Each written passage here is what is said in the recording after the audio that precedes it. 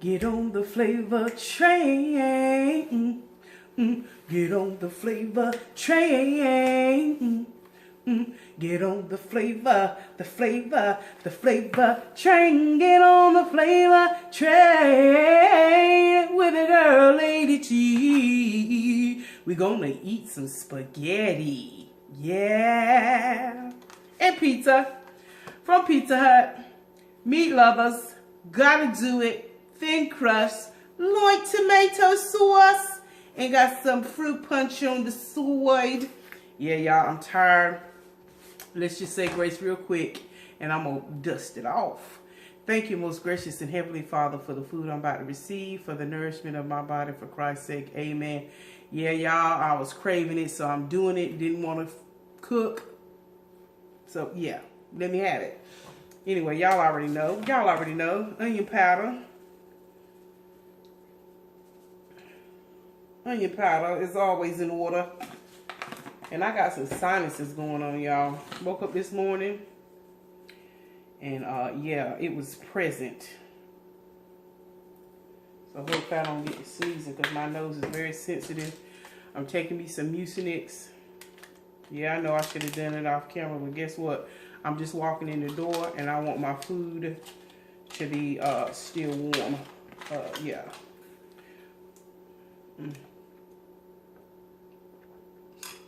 Yes, ma'am. Yes, sir. All right, y'all.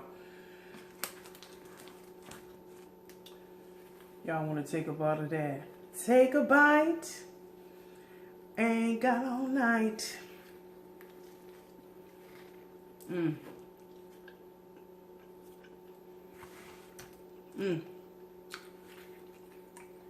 That's so good, y'all. It's been a minute since I had some pizza.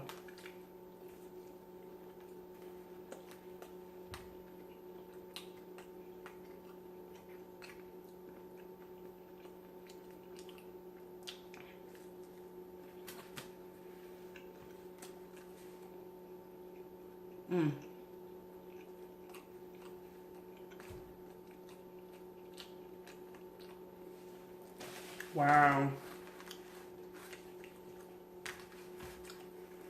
Stir this up. Pizza Hut spaghetti is pretty good. You just gotta kick it up a notch with some black pepper and onion powder. I should have asked for double sauce, but that's alright. Oh, it's on the bottom. I got stirred up, stirred up. Somebody say stirred up, girl. But yeah, y'all, I've been busy. Who ain't been busy, Lady T? Everybody busy, but no. So, I stepped away from social media for 3 days so I can get some stuff situated.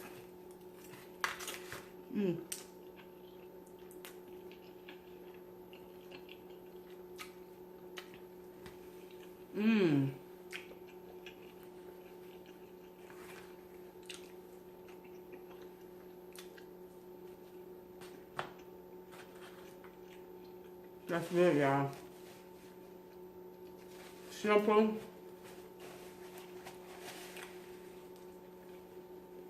Nice tomato flavor.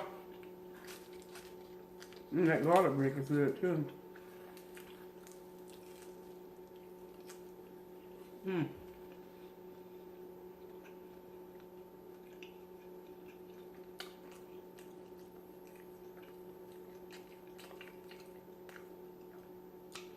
I was in leadership training today in managerial development.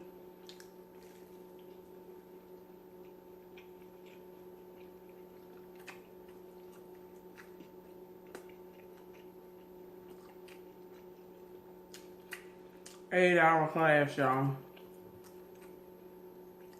But it was very, very good.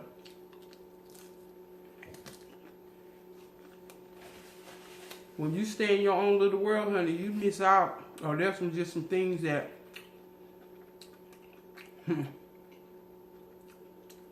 The more the world changes, the more it stays the same. But we touched a little bit on diversity training.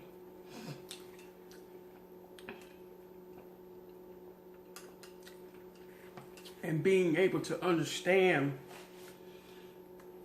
because when you hire somebody or somebody comes to your department to work, you can be dealing with different cultures, of course, different nationalities, and you have to know how to be an effective leader and verbal communicator to your workforce, to your work base. And I'm going to tell you, I had some ouch moments just personally as we were going over the different tasks. Of course, when you're involved in corporate stuff like that, you know, you group off into groups and you all do your brainstorming and you work through different problems and scenarios, if you will.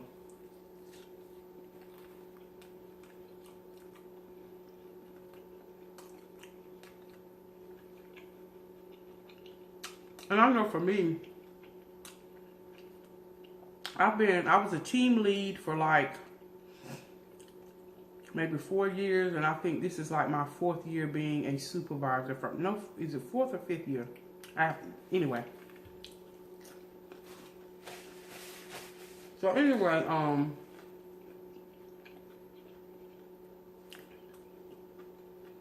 and most of your experience comes from on the job, you know, when you have people reporting to you.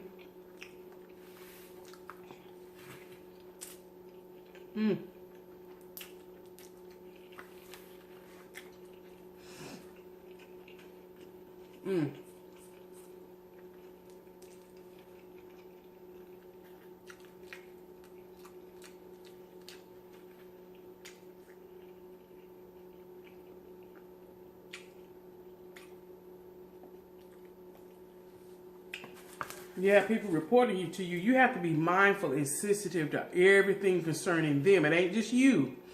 You have to be aware of what they're doing and be able to answer for what they're doing. So I know all this, and for those of you who are supervisors and managers, you know this. But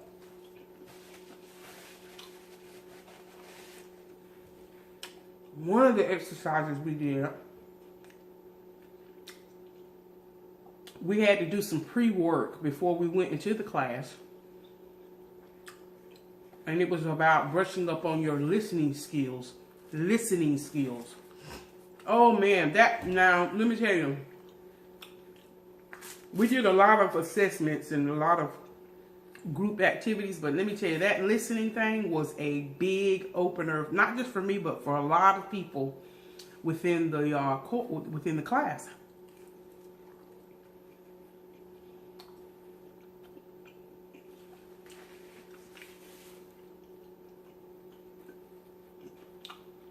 And oh my goodness, sometimes doing those self-examinations are such, I mean, when you truthfully answer the questions, don't be so focused on cliche answers and, you know, what's the right answer. Because if you're trying to self-develop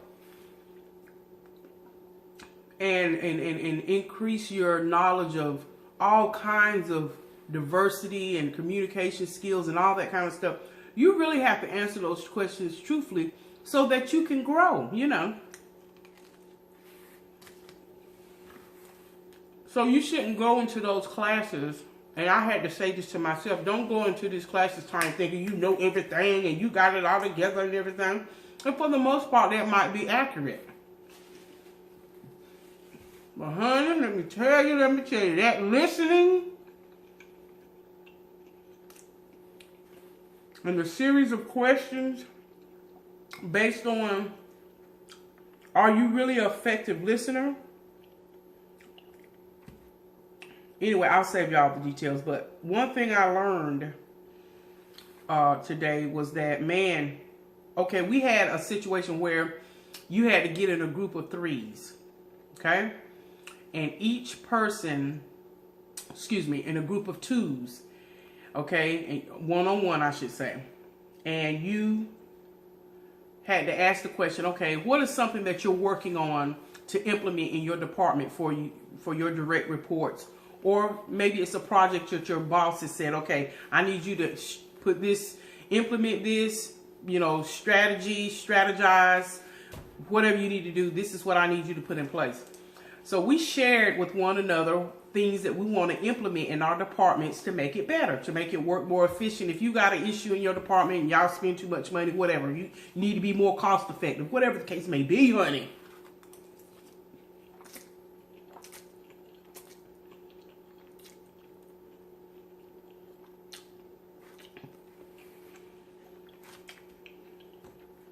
Again, now, the assessment was based on communication skills.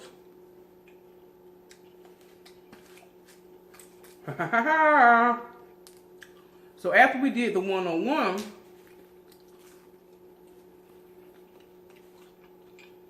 we then had to regurgitate what the person said. Not word for word, unless you just got a brain that can retain all the ins, the outs, the likes, the does, and all that. Or do a good summarize or paraphrase of what they said.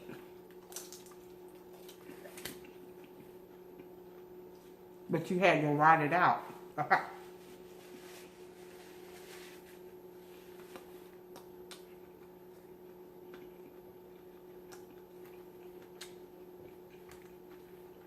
Oh my, it's so good, y'all. And because I'm hungry. It's actually not bad with a whole lot, without all the sauce, because it's like each noodle has essence of the sauce.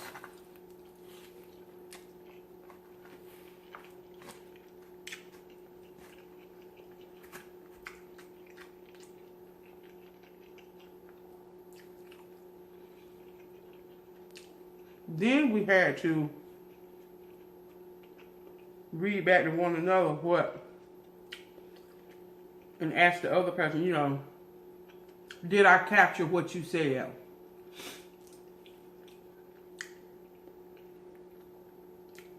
And in 3 of my assessments, because we did it with one-on-one and then we did it in a group setting with 3s. So then I had to listen to 3 people and be able to summarize, paraphrase in writing what they said. So 2 out of the 3, I should say, spot on. But there was one that I missed a very, you know, good detail. And I thought, wow. So again, you know, I don't know, you do the ratio. 2 out of 3 is not bad, but suppose you were responsible for more than 4 people. Okay? Or you were responsible for 50 people. And you've got all those 50 people coming at you with this, that, and the other, and being able to retain information so that you know what they're requesting or know what they're talking about. So one of the skill sets that they taught us or spoke with us about on implementing, because, you know, after you do the assessments, they'll list a bunch of things that, okay, what will you do in your daily routine as being a leader to implement this in your, you know, your everyday, you know, leadership. And one of the things that I don't do, but it can be very effective, is if, let's say there's a situation going on and somebody, one of your direct reports comes and says something to you about it. Okay, once they have voiced their, you know, concern or whatever, it's important to almost not like recant. So that was what the exercise was about. Being able to effectively listen to what the person is saying to you and then be able to regurgitate it to the best, you know, to hit the key points. And so that was just something that was so awesome to me, to be able to do that. Because a lot of people say, well, you're going to re-say what they just, yeah. Because it will reduce confusion. It will also make the person know that you value them and you heard and you listened to what they said. They've given you the information, whether it's, you know, good, bad, whatever, indifferent, whatever. But being able to repeat it back to the person, you know, paraphrasing and or, you know, giving the bullet points of what they said that is going to make them feel valuable, make them feel that they was been heard. I enjoyed that aspect and many others of that, but I just wanted to share that with you all, that is an awesome thing to do, because if you walk away thinking, okay, I heard what she said, okay, let me figure out what I need to do about it, and then you miss an element, going back to what I said earlier, I missed a actionable thing in one of the assessments that I did, which was an important assessment. There were many, but that one, again, you don't want to miss anything somebody's saying when you are responsible for giving that person relief or giving them the proper tools so that they can effectively do their job. Man, that was a very good moment for me, because I was like, okay. So again, the facilitator said, you know, one thing that people can do is like say, okay, after they've said all this, and being an effective communicator, an effective listener, you have to also know how to weed out. Yeah, my husband didn't talk to me right last night, but then they incorporate something concerning the job that you need to be focused on, and then you know they go into another little tangent. It happens to all of us. All of us who are supervisor and leadership roles, honey, we have to hear about the candle, the baker, and the candle, the butcher, and the candlestick maker. The butcher, the baker, and the candlestick maker. Don't we? We have to hear it all. Yes, we do. So you have to be effective and know how to weed out all that stuff, so you can come back and say, okay, this is, so you're needing me to check out this or do this or do this. And that way you don't create confusion. Your direct report is not frustrated because they think that you didn't hear what they said or you half did something. Somebody raise your hand. Don't you hate when people do something and you say, well, wait a minute, that ain't what I said. And also, y'all, this is good for in relationships, in your household, with your spouse, with your children. When your children brings you something like really serious, use that technique. I think that technique is wonderful, to re-say what they said so that they know you heard them, you listened to them, and that way you can truly, in totality, take care of what it is they need you to take care of, and you ain't got to sit up and banter and say, well, that ain't what you said. I thought you said to get something blue. Well, I thought you said. Now, if you got a problem with forgetting, then you need to write it down. Okay, that was a sidebar for me. But y'all understand what I'm saying. But I really enjoyed it, y'all. I really did.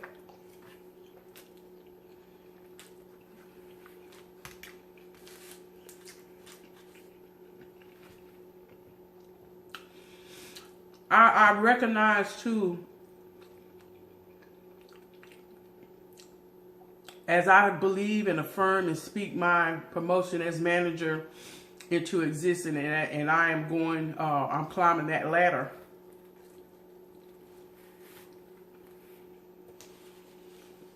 Don't ever get too complacent now. Don't ever think you have arrived. You have to always be learning and sharpening your skills.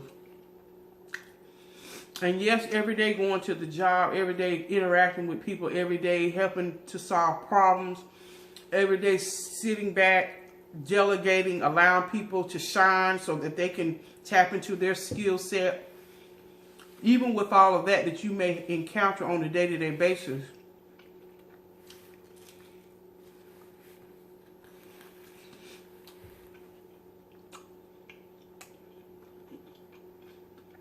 I love being able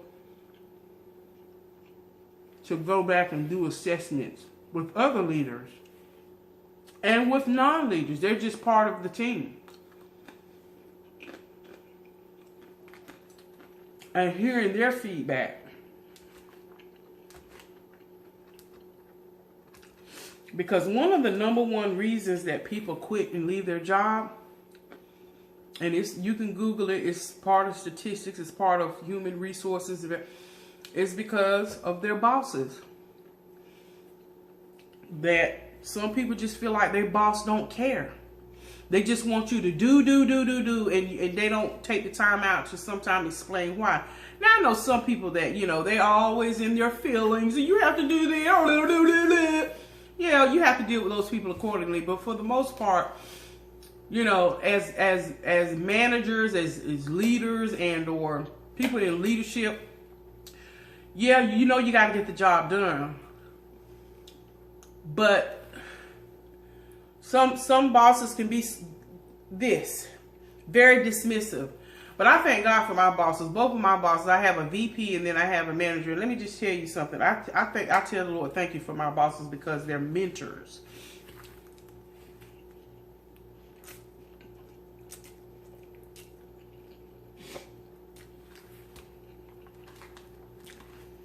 Y'all know I can jog that. But sometimes it's good to discuss things because I get people who ask me questions all the time on my other channel about boss to peer relationships. Ooh. And then we did an assessment on, okay, let's say you're peer to peer. Okay? But now you're going to be your peer's boss. Oh, now that was really a good one. And we did a bunch of assessments on that. Is it harder to train somebody that's your friend or was your peer and now you are now their boss? And then we talked about all the attributes of that, whether it be jealousy, they shut down, they don't even try to do a good job anymore because, you know, whatever, they're mad because they should have got the promotion or whatever. So they stop being productive, or they completely do a 360 on you, or 180, however we want to measure it, and they don't want to have anything to do with you anymore. Because see, now the language in the relationship will change. It will now, but and you know, people share. You know, they share examples or experiences in that.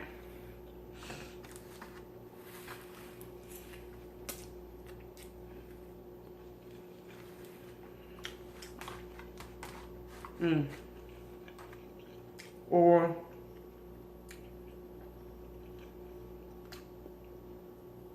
are you one of those type of supervisors or managers or somebody in leadership, and you've been at the company for 30-something plus years or however many long, and here comes this new person, they're on fire, they've got zeal, and they offer up good suggestions, but because you want to be the person that always get the accolades, you don't even, your response is, well, that's the way we've always done it, so we're not going to do it that way.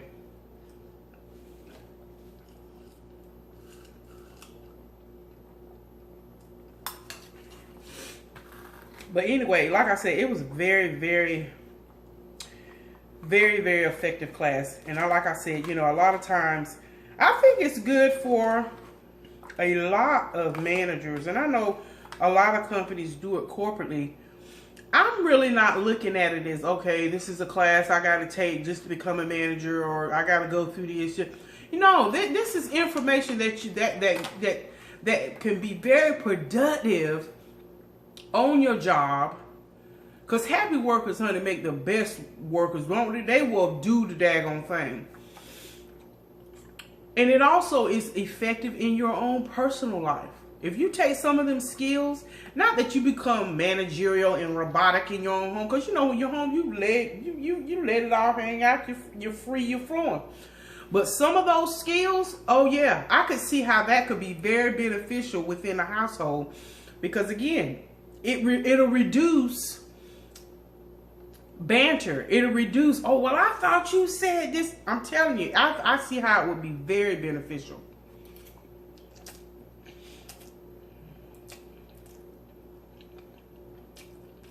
I'm gonna eat this one little last piece, y'all.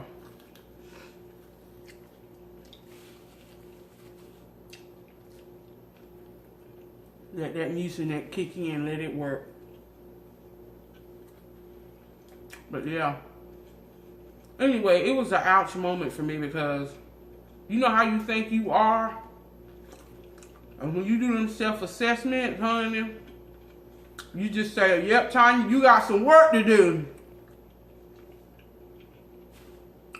Another thing I need to work on, and y'all have gotten on me a lot, and I need to work on it, and I'm trying to do better. So y'all don't try to continue to come for me. Your girl's gonna work on it. I'm gonna be more aware. That was the other thing we talked about. Be more self-aware when you're one of those people who are an interrupter. You interrupt people all the time when they're talking. Guilty. Hush. Don't make me cut off this comment section, y'all. I know. Y'all get on me all the time about cutting off mama. So, I will work on that, honestly. You know, we're all a work in progress, aren't we? So, and that's part of being an effective listener. A lot of times we talk, when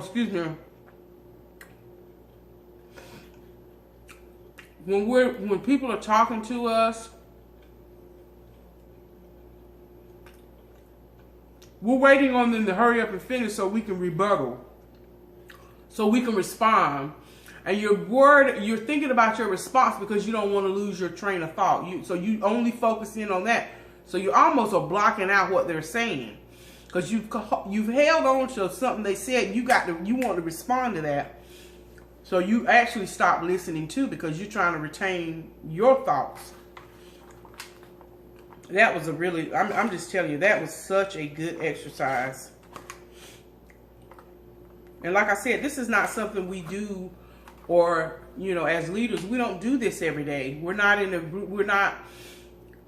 in group settings where we have to do self-awareness, you know, because every day we go to work, we get up, go to work, we get the job done, we do what we got to do and go home, you know. And normally too, when you're the boss, you're so used to giving out, delegating, giving out, you know, objectives and duty. Excuse me. So you're just doing what you know you're supposed to be doing as a boss. But you never, or I won't say you don't never, but having these intermittent type of leadership classes just to sharpen your skills and just to be more, again, self-aware. Because I'm guilty. I can get caught up in my way of doing things and saying things and blah, blah, blah, blah, blah, that you have to remember, wait a minute, you got a team.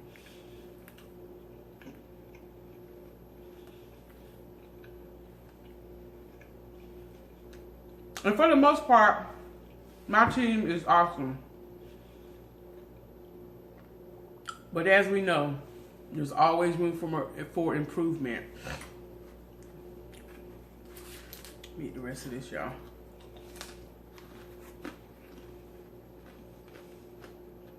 But there were just so many topics and assessments that we did. And I know it's new and fresh right now, but I honestly am going to start implementing those things.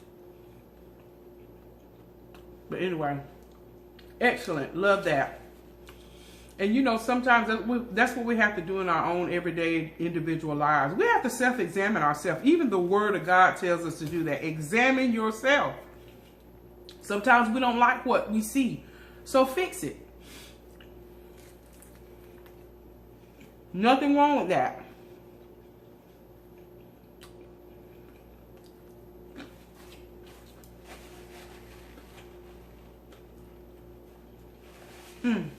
So good, y'all.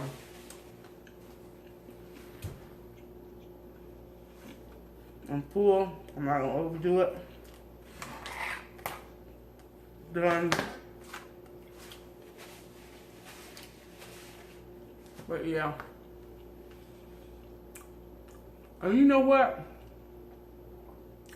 If they don't offer this kind of stuff at your company you work for, or see what's available in your local community at a community college, you'd be surprised how they have those self-awareness skill sets. Or you'd be surprised even in your community buildings or programs around the city, you'll be surprised. Call around and see if, and these are, and like I said, this is for people who always are asking me questions about, you know, I don't know how to get along with my boss, and you know, and this and that and the other, and she's always trying to snuff out my shine. She won't ever let me do this, or he won't ever let me do that. You know, sometimes we just have to curb the way we say things and the way we ask. Like, I did get a question from somebody, and they said, you know, her manager is always, like, let's say everybody's copied on the email, and she is assigned to that particular situation, but her boss always jumps in and answers the email and gets it done before she even have a chance to assess. And so sometimes you have to just change, instead of being irritated and upset. And I know that can be frustrating because you want to be able to answer and solve a particular problem. You might have been working on it, and then here it is, somebody come at the end and take over and do it, and you know, daggone, you left here, you know, wait a minute, what? I was working on that. What? So I think what happens is we have to just say, you know what, look, boss, can I take care of this problem? And if I see that I need your assistance, then I will ask you. Or will you give me the opportunity to take care of this problem? And then when I feel like I have resolved it, I will bring it to your attention and let you review it. You know, because you got bosses now. Let me tell you, you got some bosses, they need to know everything you're doing. And I get it. You know, that's just how some bosses are. So if you know what your boss wants, go ahead on and just say, okay, I will do the best of my ability to handle this issue. If I need your assistance, I'll contact you. And even after I have resolved it, hey, here's what my solution is. Can you sign off on it? Does it have your blessing? And then you can communicate to whoever the person is, or, you know, on what was resolved.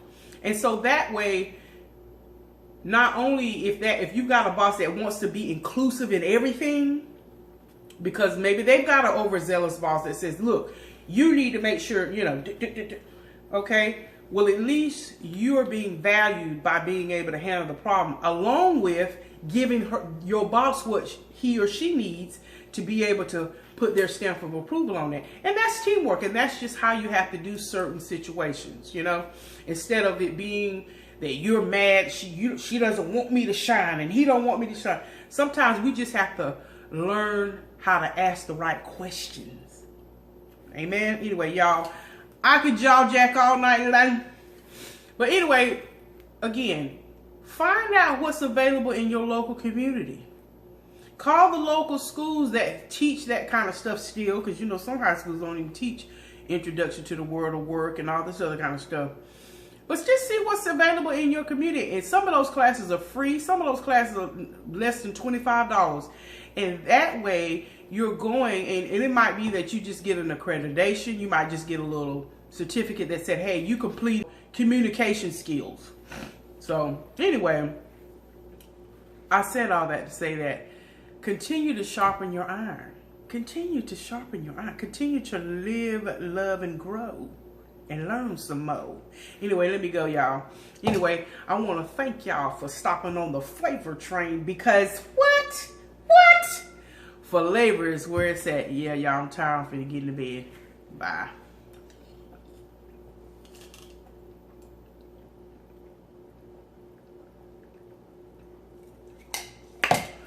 Boom shakalaka. All right, y'all. Oh. Yes, honey. Yes.